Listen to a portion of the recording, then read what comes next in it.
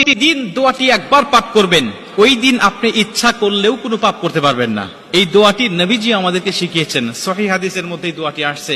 নবীজি বলছে, শয়তান তোমাদের প্রকাশ্য শত্রু, শয়তান তোমাদেরকে যে কোনো ভাবে ধোঁকা দিয়ে বোকা বানিয়ে সে তোমাদেরকে জাহান্নামে নিয়ে যাবে। এটা আল্লাহর সাথে শয়তান চ্যালেঞ্জ করে দুনিয়াতে আসছে।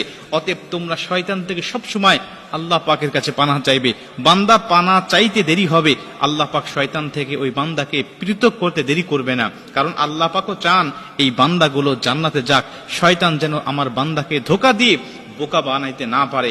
এজন্য আপনি এই দোয়াটি পাঠ করবেন। আবু দাউদ শরীফের বর্ণনায় হযরত আমর ইবনে আস রাদিয়াল্লাহু তাআলা আনহু হাদিসটা বর্ণনা করেছেন। তিনি বলছেন, নবীজি আমাদেরকে এই দোয়াটি শিখিয়েছেন আর বলেছেন, তোমরা এই দোয়াটি প্রত্যেকটা দিন যদি একবার করেও পাঠ করতে পারো, তাহলে আল্লাহ পাক ওই দিনের জন্য, ওই দিন এবং ওই রাত 24 ঘন্টার জন্য আল্লাহ তোমাদেরকে শয়তান থেকে পৃথক করে দিবে।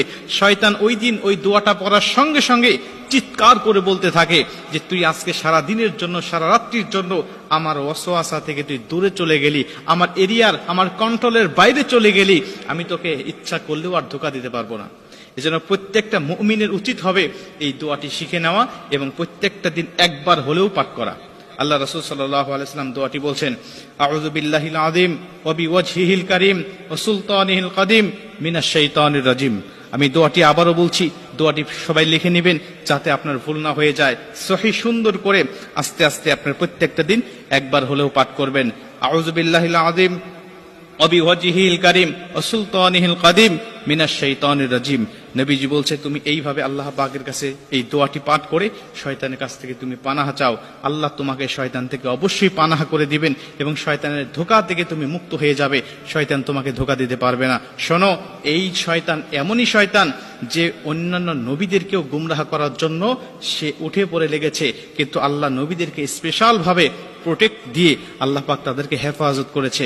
আপনারা অবশ্যই জানেন, আমাদের আদি পিতা হযরত আদম আলাইহিস সালাতু ওয়াস সালামকে শয়তান ধোঁকা দিয়েছিল। আল্লাহ বলেছিলেন, তুমি যাবে না গন্ধমের কাছে। শয়তান এমনই ভাবে, এমনই কৌশলে, এমনই হিকমতের সাথে তার কাছে এসে ধোঁকা দিতে লাগলেন আর বললেন, আল্লাহ কেন তোমাকে নিষেধ করেছে তুমি কি জানো? ওই গন্ধমের নিকটে, ওই গাছের নিকটে কেন তোমাকে যাইতে নিষেধ করেছে তুমি কি জানো? তুমি যদি সেখানে যাও আজীবন জান্নাতের মধ্যে থাকতে পারবে, আর যদি না যাও তাহলে তোমাকে দুনিয়াতে পাঠিয়ে দেওয়া হবে। মানে পুরা উল্টা বুঝিয়ে আমাদের আদম আলাইহিস সালাতু ওয়াস সালামকে গন্ধম খাওয়াতে বাধ্য করেছিল।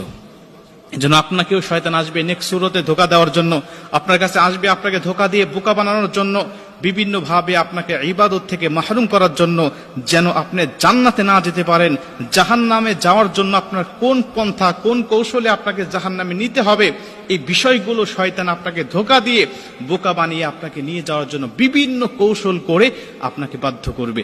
এজন্য আপনি ইচ্ছা করলেও শয়তানের কাছ থেকে বিরত থাকতে পারবেন না, কিন্তু আপনাকে পারার জন্য এই দোয়াগুলো অবশ্যই পাঠ করতে হবে, দোয়াগুলো পড়তে হবে। যদি পড়তে পারেন, আল্লাহ স্বয়ং নিজে শয়তান থেকে আপনাকে প্রোটেক্ট করবেন। আল্লাহ পাক আমাদের সবাইকে এই দোয়াটা পাঠ করার তৌফিক দান করুন।